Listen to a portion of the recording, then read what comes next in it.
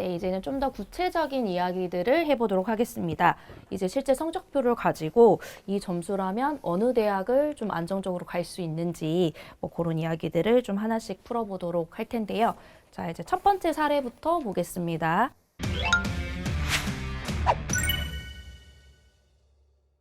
자, 이 선생님께서 좀 이 학생 성적의 특징 좀 분석해 이 학생은 일단 아까 설명했던 대로 국어하고 수학 총량이 가장 큰 곳에서는 극강의 백분위이죠.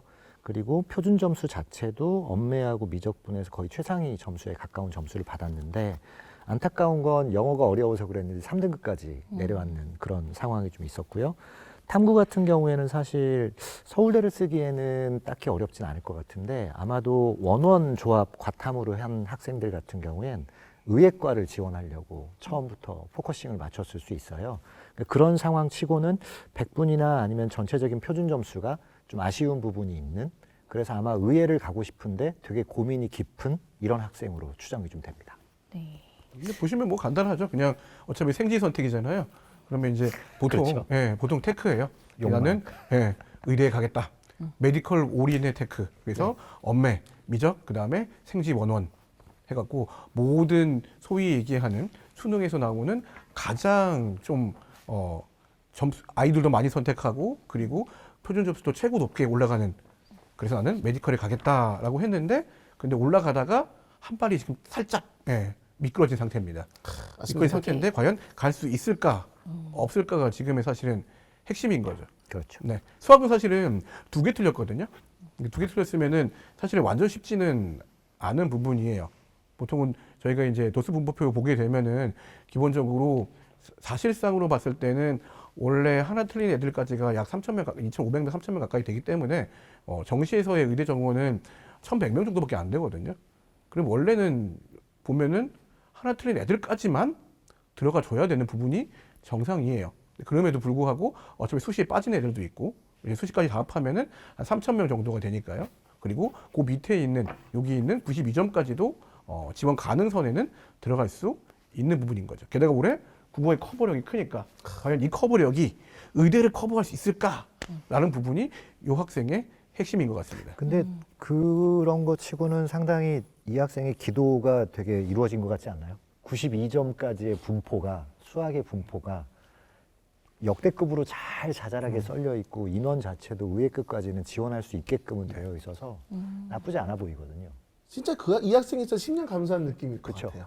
이런 사례가 별로 없었잖아요. 야, 살았다 이거 있잖아요. 아마 이 학생의 느낌으로는 분명히 나 이거 계산 실수에서 하나 틀렸다라고 생각할 만한 학생이에요. 2개를 다 실력대로 틀렸다라기보다는 하나는 너무 아깝게 틀린 거야. 그래서 막 진짜 밤에 잠도 못 자고 막 눈물에 앞을 가리고 막 그러다가 보니까 야 실수 나만 한 게 아니네.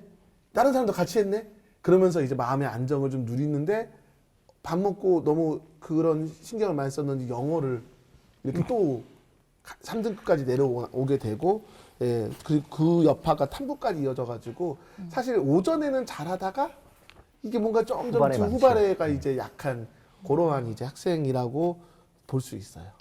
네, 그럼 이 친구가 좀 이렇게 지원을 해보면 좋겠다라고 뽑아주신 게 있죠. 네, 그렇죠. 좀, 네, 있는데 보여주십시오. 이게 정시에서의 환산식의 위대함이라고 볼 수 있어요. 네, 좀 설명해 주세요. 네. 일단 희태쌤이 좀 명확하게 좀 얘기해 주면 일단은 추천하는 거는 가군의 의예과이고요. 경상국립대학교. 그다음에 서울대학교 나군의 일반 형태로 일반적인 학과. 그다음에 나머지 다군에서는 대구 카톨릭대학교 의예과 정도로 추천을 했는데 한번 희태쌤 얘기를 좀 부탁드립니다. 네, 어쨌든 이 학생 졸업생인지 아니면 재학생인지 모르겠지만 마음속에는 의대라는 큰 꿈을 품고 있는 학생이기 때문에 하지만 사실은 거의 끝선에 와 있어요. 표준 점수 408 정도면 사실은 우리가 총점을 순으로 봤을 때 딱 정말로 한 3,000등 정도 돼서 겨우 의대를 갈까 말까 한 정도의 수준이거든요. 근데 그 중에서도 의예 중에서도 내 점수가 유리한 걸 찾아보자 라고 하는 거고, 근데 그래도 어디 하나는 붙어야 되니까 나군을 안정으로 가져가자라고 해서 수학의 장점을 최대한 살릴 수 있는 서울대를 먼저 선택을 한 겁니다. 그리고 탐구를 표준 점수를 쓰기 때문에 100분위를 쓰게 되면은 이 학생 같은 경우 좀 불리함이 있어요. 하지만 표준 점수 쓰면은 좀 덜하고요. 그리고 서울대 같은 경우는 0.8 곱하거든요. 0.8 곱하면은 사실은 높은 점수도 낮게 떨어질 수밖에 없습니다. 기본적으로 70점 만점에 가까운 70점 맞아도요. 0.8 곱하면은 몇 점 되죠?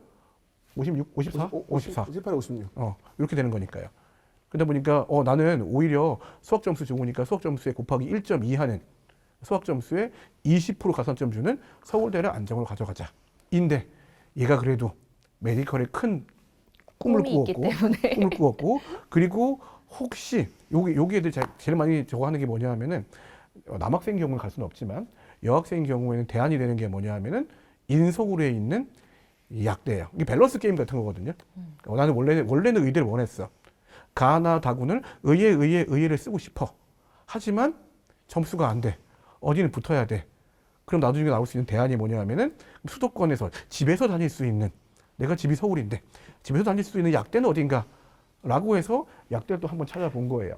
그러니까 사실은 이 가군이나 다군에서의 폐가 여학생이라고 하는 경우에는 지원 경향상 지역 의대까지 잘 안 가는 경우가 많아요.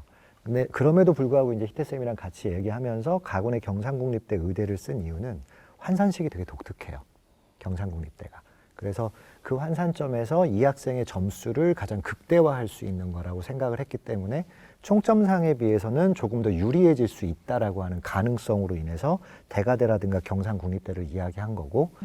사실 여기다 하나 더 추가되는 거는 지역 말씀하셨는데 이 학생 사실 수도권 학생이기 때문에 수도권 위주로 말씀드렸고요.